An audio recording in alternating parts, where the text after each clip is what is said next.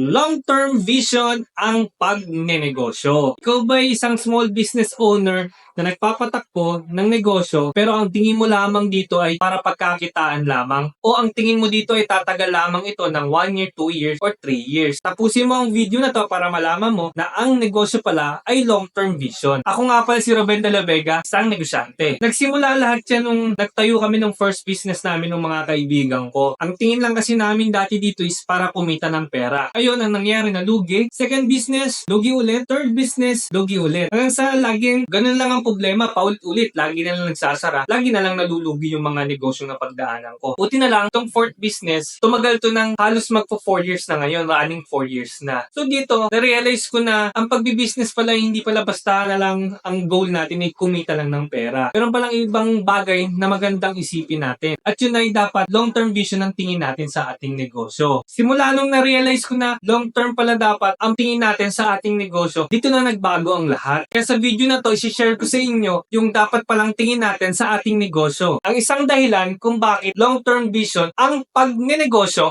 ay pinamamana ang negosyo. Kung papansinin natin, yung mga kilala nating mga mayayamang tao dito sa Pilipinas, basta mag-isip ka, panigurado may maiisip kang isang tao. Lahat sila ay first generation nung business na naitayo nila. Ngayon, ang ginagawa nila dito, ipinapasa nila to sa second generation. At itong mga mayayamang tao na to, kung iisipin natin, nanggaling din sila sa hirap. Naging parte din ng buhay nila yung kahirapan. Kagaya natin dito sa Pilipinas, alam naman natin na maraming mahirap dito sa atin. Halos lagi naman pinamamana sa mga Pilipino yung kahirapan. Pero kung iisipin natin, merong one thing in common sa atin dun sa mga mayayaman na yon at sa atin. Kung titingnan natin yung biography ng buhay nila, pwede nating search to sa internet, lahat naman sila hindi kaagad mayaman. Yung iba sa kanila nanggaling din sa hirap. So yung one thing na common sa atin at dun sa mga taong mayayaman na yon ay pare-parehas tayo nanggaling sa hirap. At sa hirap na yon, dun natuto ang tao. At ginamit nila yon para umasenso sa buhay. Kaya tayo, na nandito rin na magiging silbing inspirasyon sila, kaya din natin maabot yung naabot nila. Basta lagi natin tatandaan na ang negosyo, yung negosyong nagawa nila, ipamamana. Kaya tayo, ganun din ang gagawin natin. Yung negosyong tinayo natin, long-term vision. Pag napagtagumpayan natin to, ipapamana din natin to sa second generation. Kung iisipin nga natin yung buhay nila dati, sobrang hirap. Kasi dati, walang internet, walang cellphone, mahirap ang source of transportation. Tsaka dati, nung nabuhay sila, nung inumpisa nila yung mga business nila, kung masa-search natin sa internet, yung mga business nila, nag-umpisa nung panahong may gera pa. Kung isipin natin, napakaswerte natin sa panahon natin ngayon. Kasi ang information ngayon, isang click lang, isang type, isang search lang sa cellphone, makikita na natin lahat ng gusto nating malaman. Kaya mas maswerte tayo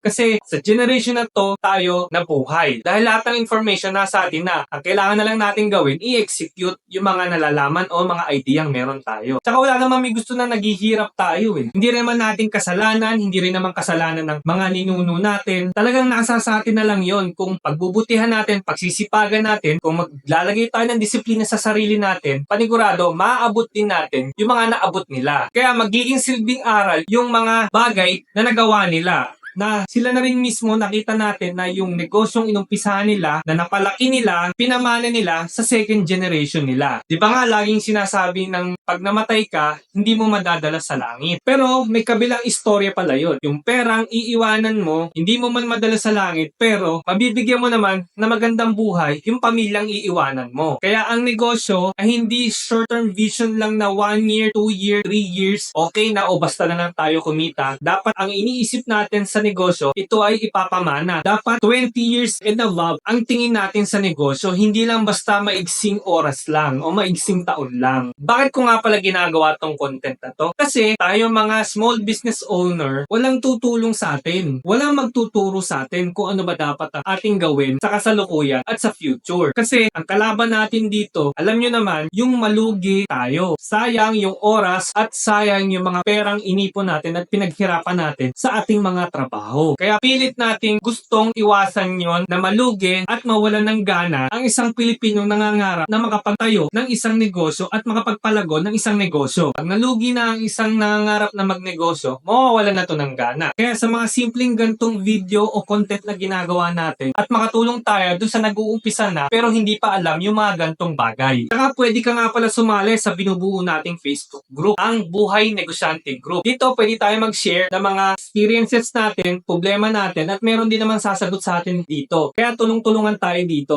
Nalilito ka pa rin ba na ang negosyo ay basta kumita na lang? Huwag ka mag-alala, mafi-figure out mo din na ang negosyo ay ipinamamana sa mga anak natin at sa mga magiging anak ng anak natin. Bali, ito na yung magiging legacy natin. Bali, hanggang dito lang ang video na to. Kung nagustuhan mo, please like at comment ka naman at follow mo na din tong Facebook page ko. Muli, lagi nating tatandaan na ang pagnenegosyo ay hindi pabilisan. Ito ay patagalang umayaw at magsawa. Basta, bangisan lang natin araw-araw. Yun lamang, salamat!